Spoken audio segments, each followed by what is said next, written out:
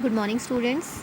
Today we will complete the remaining part of our chapter which we had started in our previous class, and this is your chapter phrases and clauses, the second chapter of your grammar book. We have started in the previous class, and we have completed our phrase part of this chapter.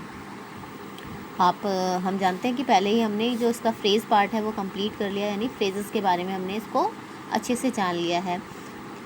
If you have any doubt और any query you can sort it out just through the reading of the chapter. अगर reading करने के बाद भी आपको chapter में कुछ phrases के बारे में समझ में नहीं आता है, you can ask to me personally. And now today we will start the clauses part of this chapter. Yes, we will start clauses. Clauses, what is a clause? Clause is the shortest unit of a sentence. हम clause को इस तरह से define कर सकते हैं कि clause जो होता है ना वो एक sentence की तरह ही होता है, लेकिन sentence की सबसे छोटी इकाई shortest unit को कहते हैं छोटी इकाई, यानी कि सबसे short sentence जो होता है वही clause कहलाता है. और बेसिकली जो क्लॉज होता है वो क्लॉज के अंदर सब्जेक्ट और प्रेडिकेट दोनों ही होते हैं. सब्जेक्ट और प्रेडिकेट दोनों ही होते हैं. जब हमने फ्रेज़ के बारे में पढ़ा था तो हमने पढ़ा था it doesn't have a finite verb, ठीक है, लेकिन क्लॉज के अंदर एक फाइनाइट वर्ब होती है, ठीक है. Next we should start from the definition of clause. What is a clause? A group of words that form a part of a sentence. वो किसी सेंटेंस का जो पार्ट होता है वो ग्रुप ऑफ वर्ड्स, एंड ऐसा ग्रुप ऑफ वर्ड्स जिसमें एक सेंटेंस जिसमें कि एक सब्जेक्ट होता है और एक फाइनाइट वर्ब होती है, इसको कहा जाता है क्लॉज. ओके, तो a clause has only one finite verb in it. लेकिन एक बात की और बाउंडेशन है कि किसी भी क्लॉज के अंदर सिर्फ और सिर्फ एक ही फाइनाइट वर्ब एक बार में हो सकती है. फाइनाइट वर्ब के बारे में मैंने आपको शायद लास्ट क्लास में बताया था, but I will repeat it. जो फाइनाइट वर्ब होती है, फाइनाइट वर्ब आपके एक्शंस की तरह होती है. इसमें हेल्पिंग वर्ब्स, मोडाल, ऑक्सिलरीज भी आप यूज़ कर सकते हैं.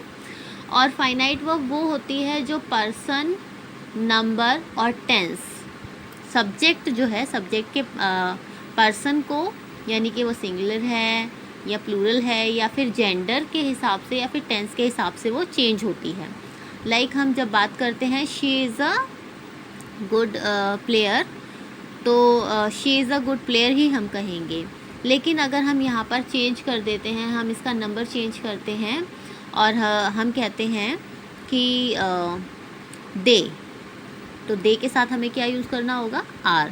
तो दे आर गुड प्लेयर्स, ठीक है. तो जो इज़ और आर में जो डिफरेंस आया वो सिर्फ इसीलिए आया क्योंकि सब्जेक्ट के हिसाब से इसने अपने आप को मॉडिफाई किया, इसने अपने आप को चेंज किया. तो ये होता है finite verb. Now we will we will know about the types of clauses. I will tell you about the types of clauses now. Now we will see the types of subordinate clause. Now I will tell you कि जो main clause होती है, principal clause, क्योंकि उसको किसी और की ज़रूरत नहीं होती है अपने आप को कंप्लीट करने के लिए, तो वहाँ पर उसके जो टाइप्स हैं वो भी नहीं है, बट सबऑर्डिनेट क्लॉज के जो टाइप्स हैं वो हैं. अ क्लॉज कैन फंक्शन और do the work of a noun, an adverb और एन एडजेक्टिव. इट मीन्स कि जो सबऑर्डिनेट क्लॉज होती है वो कभी एडवर्ब, कभी नाउन और कभी एडजेक्टिव की तरह काम करती है. And it is divided like that. And noun clause, what is noun clause? A clause which acts a noun in a sentence is called a noun clause. इसका मतलब ये है कि जब क्लॉज के अंदर कोई जो सेंटेंस के अंदर जो नाउन है, जो सब्जेक्ट है आपका, वो नाउन की तरह अगर काम कर रहा है तो वो नाउन क्लॉज कहलाएगी, ठीक है. जैसे कि आपको एग्जांपल में दिया हुआ है, David knew that he would qualify, ठीक है. एक्चुअली ये अभी आपको इतनी आसानी से समझ में नहीं आएगा. You will have to understand कि आपको नाउन क्लॉज के अंदर, एडजेक्टिव क्लॉज के अंदर और एडवर्ब क्लॉज के अंदर कौन कौन से वर्ड्स यूज़ करने होते हैं, कौन कौन से वर्ड्स होते हैं, उसके साथ आपको ये इजीली समझ में आएगा। Okay, now we see a noun clause begins with the words. जो नाउन क्लॉज होती है ना, वो हमेशा, क्योंकि हम सबऑर्डिनेट क्लॉज की बात कर रहे हैं तो हम यहाँ इसकी बात नहीं करेंगे जो एक अपने आप में कंप्लीट है, लेकिन यहाँ पर जो इनकम्प्लीट है, जो डिपेंडेंट क्लॉज है, उसके बारे में बात कर रहे हैं। तो डिपेंडेंट क्लॉज यानी कि सबऑर्डिनेट क्लॉज जो होती है, उसमें जो नाउन होते हैं, नाउन वर्ड्स जो होते हैं वो ये वाले होते हैं, that, how, what, when, where, whether, if, which, who and why.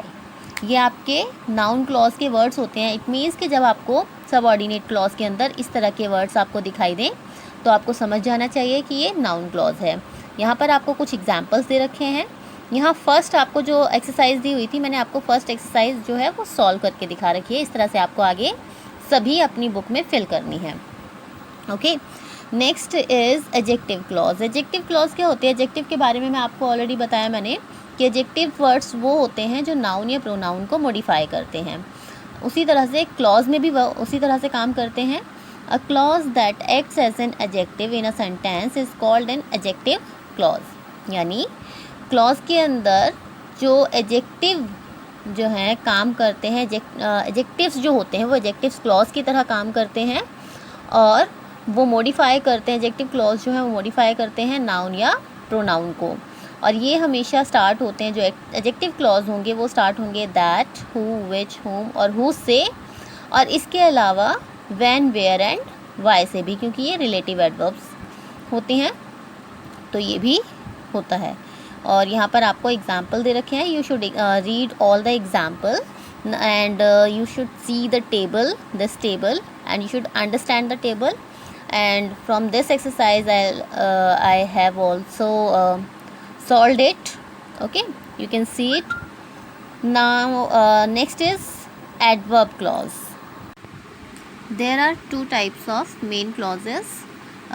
जो main types of clauses हैं वो दो तरह के होते हैं, जिनको कि हम बेसिकली अगर हम कहें तो दो तरह से हम डिवाइड करते हैं, independent clause and dependent clause. Independent clause और डिपेंडेंट क्लॉज के कुछ और नाम भी हैं जिनको हम और नामों से जानते हैं। इंडिपेंडेंट क्लॉज जो है उसको हम मेन क्लॉज या फिर प्रिंसिपल क्लॉज भी कहते हैं, और जो डिपेंडेंट क्लॉज होती है वो सबऑर्डिनेट क्लॉज भी कहलाती है। अब बात होती है कि इंडिपेंडेंट क्लॉज क्या है।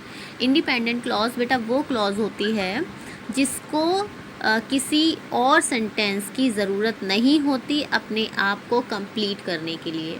इट मीन्स कि वो अपने आप में एक कंप्लीट सेंटेंस होता है। लेकिन डिपेंडेंट क्लॉज, जैसा कि वो नाम से ही क्लियर है, डिपेंडेंट क्लॉज वो क्लॉज होती है जिसको कि अपने आप को कंप्लीट करने के लिए किसी और सेंटेंस के ऊपर या फिर किसी और क्लॉज के ऊपर डिपेंड होना पड़ता है। Now I will show you here are a sentence and it is divided into two parts. The first one is Vicky drives to work early. Vicky drives to work early. Okay. Now, and the next part is so that he can avoid being late. अच्छा, अब हम ये sentence पढ़ते हैं। Vicky drives to work early. Vicky drive करता है जल्दी काम करने के लिए, ठीक है। वो अर्ली जो है वो ड्राइव कर रहा है ताकि वो जल्दी काम कर सके। अब हम दूसरा सेंटेंस पढ़ते हैं, so that he can avoid being late, ताकि वो लेट होना अवॉइड कर सके। अब जब हमने फर्स्ट सेंटेंस को रीड किया तो हमें लगा नहीं कि हमें इसको कंप्लीट करने के लिए किसी दूसरे सेंटेंस की भी ज़रूरत है, लेकिन जब हमने इस सेंटेंस को रीड किया तो हमें लगा कि जैसे ये सेंटेंस जो है अधूरा है, इनकम्प्लीट है और इसके साथ कुछ ना कुछ ज़रूर होना चाहिए। तो इसीलिए मैं अब आपको बताऊंगी कि ये जो सेंटेंस का ये पार्ट है, पूरा जो सेंटेंस है, इस सेंटेंस का ये जो क्लॉज है, यानी ये सेंटेंस की जो शॉर्टेस्ट यूनिट यहाँ पर आपको शो की गई है, ये आपकी इंडिपेंडेंट क्लॉज है। यानी इसको कंप्लीट होने के लिए किसी और सेंटेंस की ज़रूरत नहीं पड़ रही है। लेकिन यहाँ पर जो second part of the sentence है, इसको अपने आप को कंप्लीट करने के लिए किसी और के ऊपर डिपेंड होना पड़ रहा है, किसी दूसरे, यानी इस सेंटेंस के ऊपर, इस क्लॉज के ऊपर डिपेंड होना पड़ रहा है। And that is why it is a dependent clause. ये डिपेंडेंट क्लॉज है जो दूसरे के ऊपर डिपेंड है। अब यहाँ पर आपको डेफिनेशन दी हुई है जो कि प्रिंसिपल क्लॉज या फिर इंडिपेंडेंट क्लॉज की डेफिनेशन है। अ clause that has a subject and a finite verb and makes complete sense itself. वो सेंटेंस जिसका अपना सब्जेक्ट होता है, एक फाइनाइट वर्ब उसके पास होती है और कंप्लीट सेंस बनाता है, और तो वो कहलाता है इंडिपेंडेंट या फिर प्रिंसिपल क्लॉज, जिसे मेन क्लॉज भी कहा जा सकता है। ओके, यहाँ पर आपको समझाया गया है इन पार्ट 2। यहाँ पर सेंटेंस के बारे में बताया हुआ है जो मैं आपको ऑलरेडी डिफाइन कर चुकी हूँ। And the next this part, a dependent clause. What is a dependent clause? How can we define it? A dependent clause depends on the main clause to make a complete sense.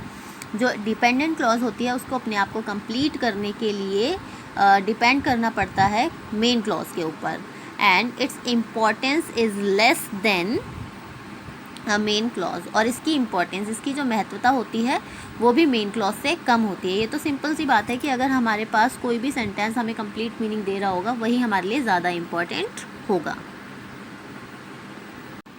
Next is adverb clause. Adverb के बारे में भी मैं आपको already बता चुकी हूँ कि एडवर्ब्स वो वर्ड्स होते हैं जो वर्ब को मॉडिफाई करते हैं। जिस तरह से एडजेक्टिव नाउन और प्रोनाउन को मॉडिफाई करते हैं, उसी तरह से एडवर्ब्स जो होते हैं वो वर्ब्स को मॉडिफाई करते हैं।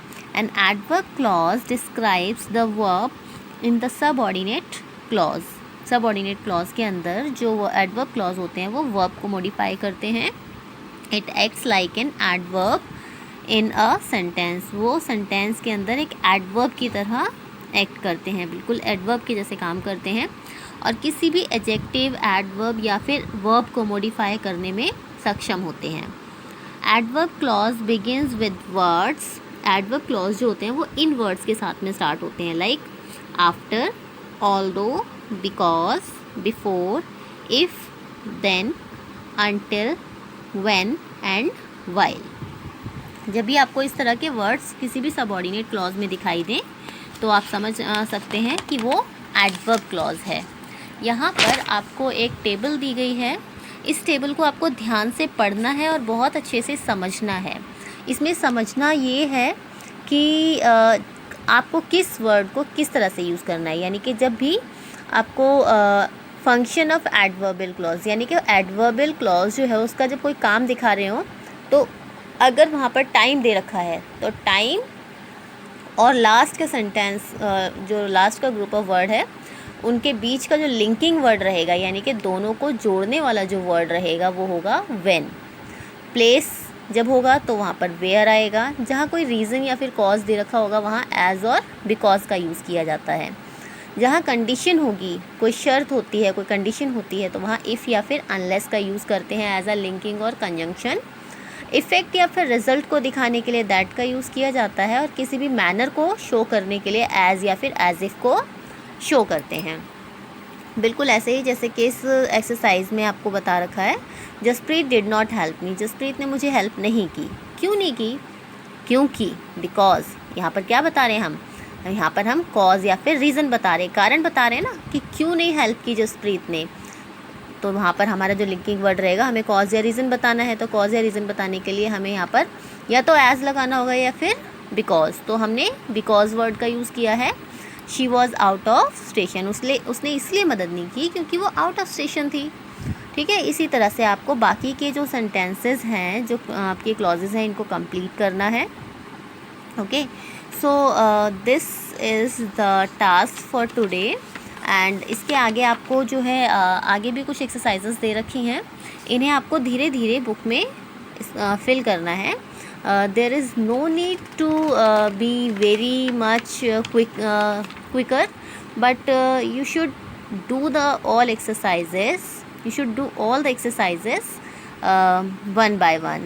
But for today I will give you these 3 exercises. The first one noun clause, the second one adjective clause, and the third one adverb clause. ये तीनों exercises आपको fill करके 4 PM तक आपको सेंड करनी है इन ग्रुप। अच्छा, जितना भी आपको यहाँ पर मार्किंग एरिया दिख रहा है, जितना भी मैंने आपको अंडरलाइन किया है या फिर मार्क किया है, ये सारा आपको वर्क जो है वो फेयर नोटबुक में भी नोट करना है, ये टेबल भी बनानी है. There is no need to make this table in your fair notebook, but this is very important, this is really very important, so you should understand whole the table carefully, okay, and do all the marked and underlined part of the chapter. Yes, you should also complete your exercises in your book, but take some one or two examples with each of the definition. Okay, thank you beta.